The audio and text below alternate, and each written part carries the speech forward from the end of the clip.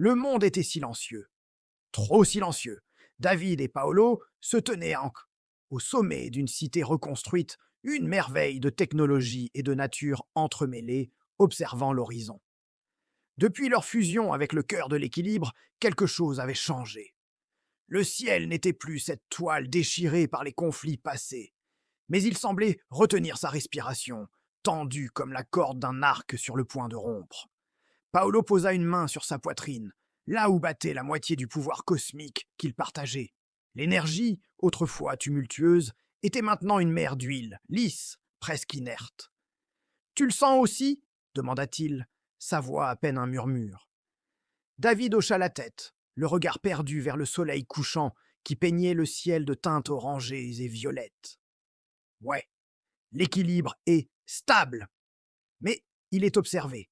C'est comme si l'univers entier avait les yeux rivés sur nous, attendant notre prochain mouvement. Une présence familière se matérialisa derrière eux. C'était Astraël l'archange, son armure dorée semblant terne sous cette lumière étrange. Son visage, habituellement serein, était plus grave que jamais. Les royaumes angéliques se sont fermés, les enfers se sont tus. Même le néant recule. Chaque mot était lourd de sens, chaque syllabe un poids supplémentaire sur leurs épaules. Paolo fronça les sourcils, un frisson parcourant son échine. Ce n'est pas une bonne nouvelle, si Astraël répondit d'une voix basse, presque caverneuse. Non. Quand tout se tait, c'est que quelque chose de plus ancien se réveille. À cet instant précis, un grondement lointain traversa le ciel. Ce n'était pas le son du tonnerre. C'était plus profond, plus organique, comme le réveil d'une créature colossale, endormie depuis des éons. Les bâtiments vibrèrent légèrement, et les oiseaux qui nichaient sur les toits prirent leur envol dans un silence de panique.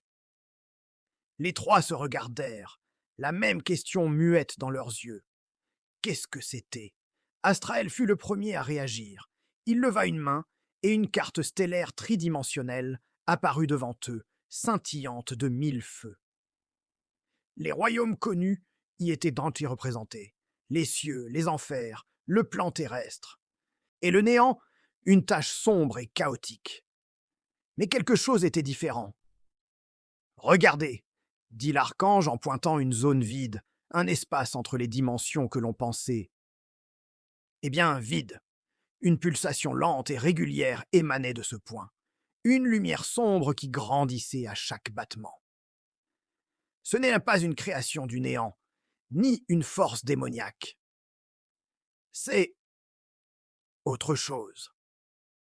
Pendant ce temps, dans une bibliothèque oubliée au cœur du Vatican, une vieille archiviste sentit la même vibration. Elle abandonna ses parchemins poussiéreux et se précipita vers une section interdite, scellée par des enchantements vieux de plusieurs millénaires. Une seule étagère ne contenait qu'un unique livre, relié de cuir inconnu et fermé par un fermoir de métal qui ne ressemblait à aucun alliage terrestre. Le fermoir luisait d'une lueur rougeoyante, pulsant au même rythme que la lumière sombre sur la carte d'Astraël. La vieille femme posa une main tremblante sur la couverture. Les oubliés, murmura-t-elle, les larmes aux yeux. Ils se sont réveillés. De retour sur le toit, David sentit une douleur fulgurante dans sa tête. Des images fragmentées, des visions chaotiques l'assaillirent. Des civilisations de cristal qui s'effondrent en poussière, des étoiles dévorées par des ombres tentaculaires, des dieux anciens implorant une pitié qui ne viendrait jamais. Il vit des êtres de pure lumière et d'ombre absolue, non pas en guerre, mais côte à côte, fuyant une menace commune. Il chancela, soutenu par Paolo. J'ai vu leur arrivée. Ils ne cherchent pas à conquérir. Ils cherchent à effacer. Tout. Astraël serra les poings, son visage blême. Les oubliés. Des légendes, des contes pour effrayer les jeunes anges. On les appelait les premiers créateurs, ceux qui existaient avant la lumière et l'ombre. On disait qu'ils avaient façonné les briques élémentaires de la réalité, puis que Troilès était lassé de leur création, et S était retiré dans un sommeil éternel. Paolo secoua la tête, incrédule. Mais pourquoi se réveillerait-il maintenant? Qu'est-ce qu'on a fait? C'est vous, répondit Astraël, le cœur de l'équilibre. Sa puissance a atteint un niveau sans précédent. Vous n'avez pas seulement stabilisé notre réalité, vous avez sonné une cloche qui a retenti à travers toutes les dimensions. Vous avez allumé un phare dans une obscurité qu'il ne fallait pas déranger. Pour eux, l'équilibre parfait n'est pas un état de paix. C'est une toile vierge, prête à être nettoyée pour un nouveau projet. Le grondement se fit plus proche. Le ciel commença à se déformer, non pas en se fissurant, mais en se pliant, comme si une main invisible appuyait sur la trame même de l'espace-temps. Des couleurs impossibles, des nuances que l'œil humain n'était pas conçu pour voir, commencèrent à saigner à travers la réalité. David se redressa, la douleur dans sa tête remplacée par une détermination farouche. Alors, ils veulent effacer notre monde. Il regarda Paolo, un sourire déterminé aux lèvres. Eh bien, ils vont devoir nous passer sur le corps. Paolo lui rendit son sourire. Toujours à faire le dramatique, hein? Mais ouais, on ne va pas les laisser faire. On a sauvé ce monde une fois, on peut le refaire. Astrael les regarda, un soupçon d'admiration dans ses yeux anciens. Ce ne sera pas comme combattre des démons ou des anges déchus. Les oubliés ne suivent pas les lois de la physique ou de la magie que nous connaissons. Ils sont les lois. Comment on les combat, alors? Demanda Paolo. On ne peut pas, répondit simplement l'archange.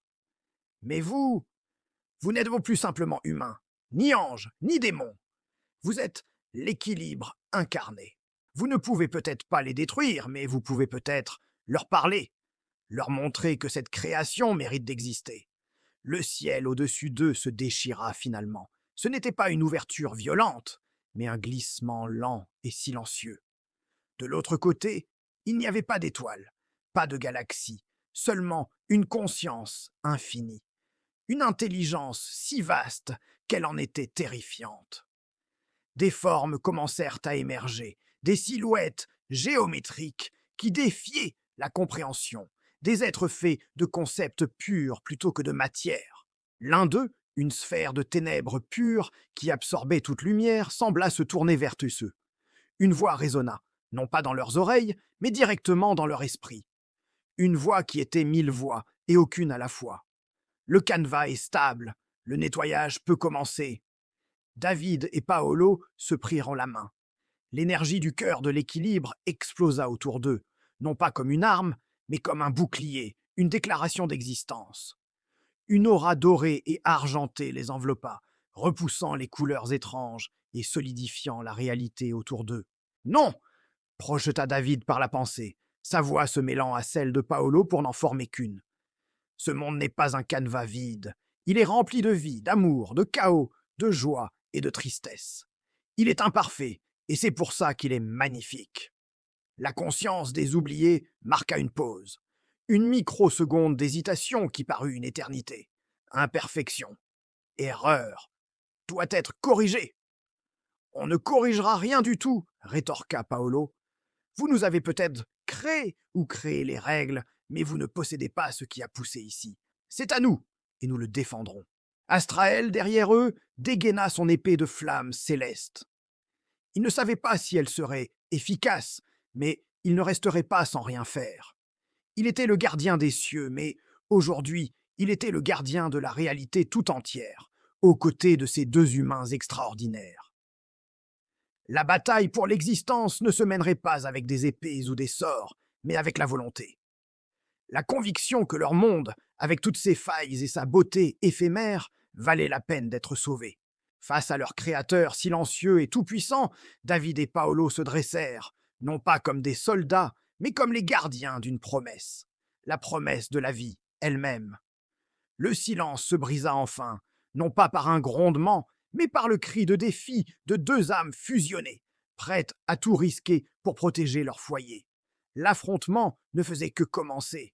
Merci d'avoir suivi cette histoire. Si vous avez aimé, n'hésitez pas à liker la vidéo, à vous abonner à la chaîne pour ne pas manquer la suite, et à partager vos théories dans les commentaires. Qu'arrivera-t-il à David, Paolo et Astrael face aux oubliés? On se retrouve très vite pour le découvrir. À bientôt!